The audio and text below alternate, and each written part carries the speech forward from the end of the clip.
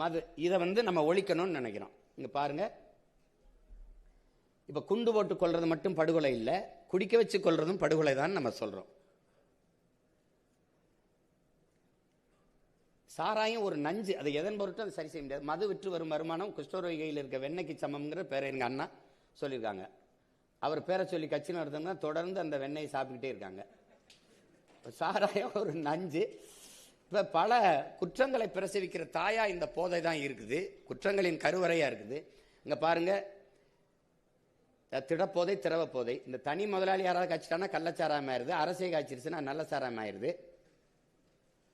பார்த்துக்கிறங்க.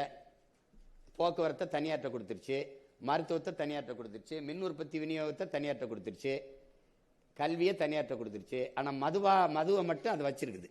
உலகத்தில் உங்களுக்கு தெரியாது, எந்த பொருளையும் உற்பத்தி செய்கிறவனே விற்பனையாளனா இருந்தது இல்லை.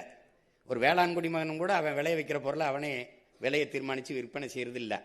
இங்கே இந்த மகிழுந்து தயாரிக்கிறவனோ அலைபேசி அவனே உற்பத்தியாளனே விற்பனையாளனே இல்லை. தமிழ்நாட்டில் மட்டும்தான் உற்பத்தியாளனே விற்பனையாளனா இருக்கிறது. ஏன்னா மது ஆலைகள் அவங்கது, விற்கிறதா அவங்க தான்.